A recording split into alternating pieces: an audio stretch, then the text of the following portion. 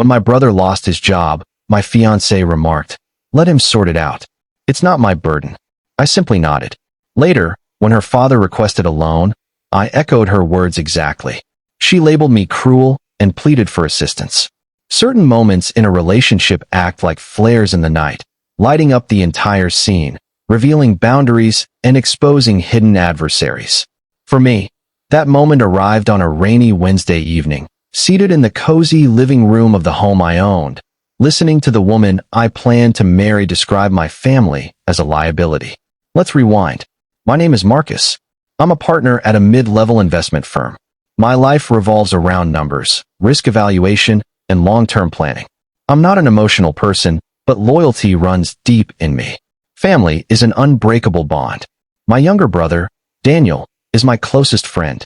We grew up with little, leaning on each other while our parents juggled multiple jobs.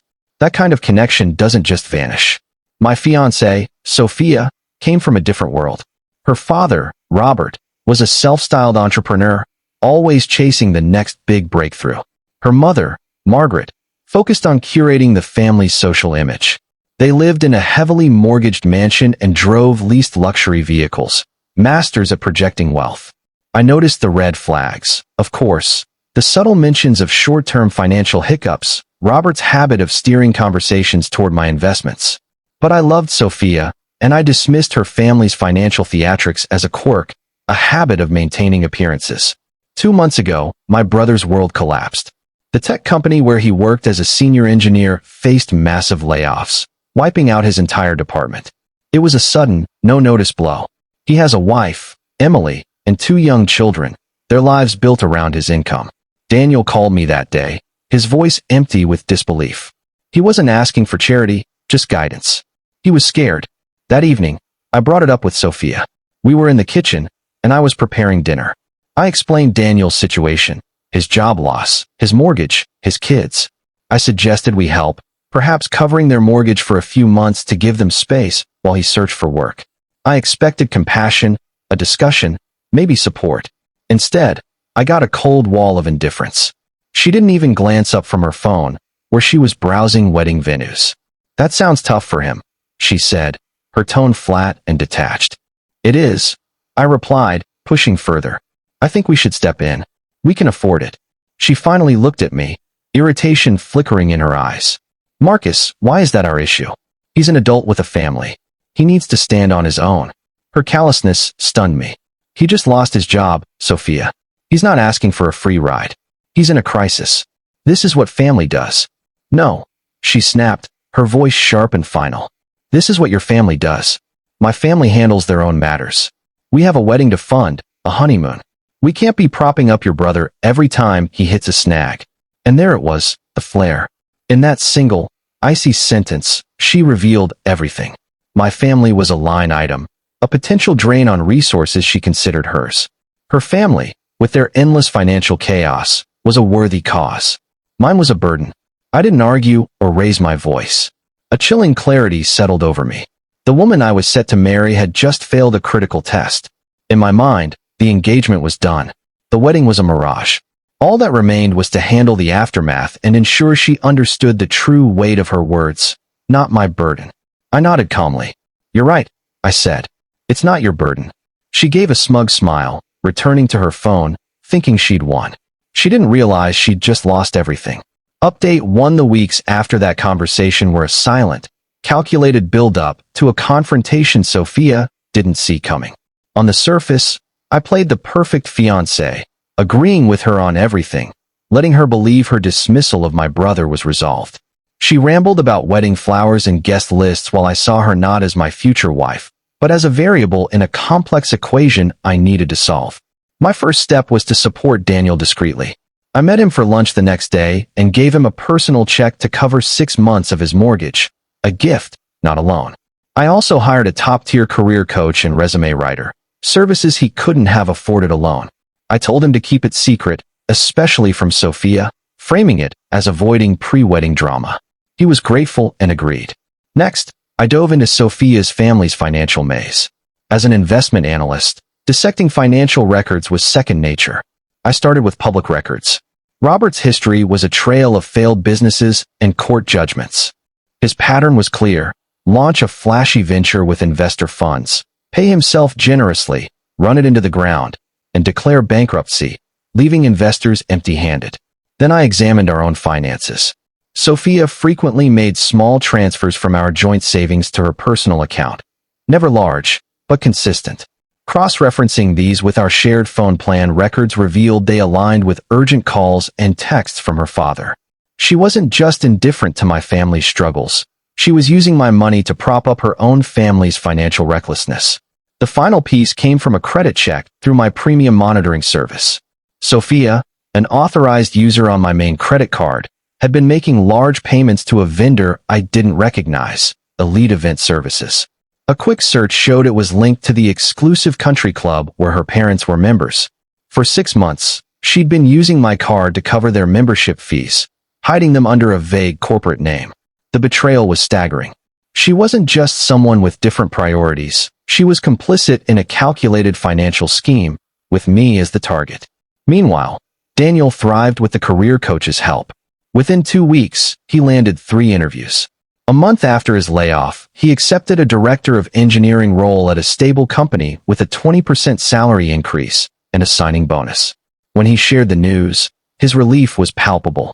He offered to repay the money, but I told him to invest it in his kids' college funds. I informed Sophia that Daniel had found a new job. She gave a smug nod, saying, "See? He sorted it out. People should handle their own problems." The irony was almost suffocating.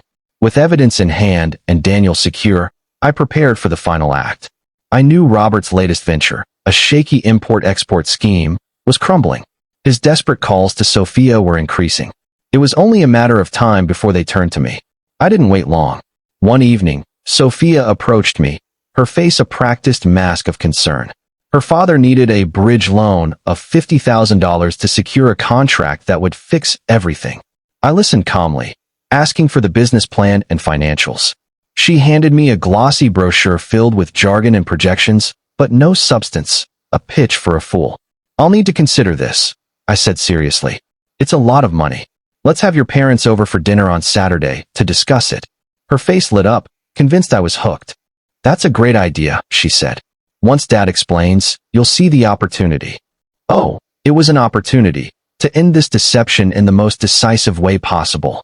Update 2: The Saturday dinner felt like the climax of a 2-month strategy.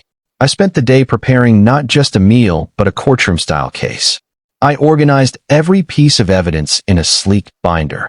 Bank statements highlighting Sophia's secret transfers, credit card bills with the country club payments, and records of Robert's failed ventures. It was a damning catalog of their deceit. Sophia was in high spirits, believing this was the night they'd secure their financial future. She wore a new dress and spent hours getting ready. Her parents arrived at 7 p.m., all smiles and expensive perfume.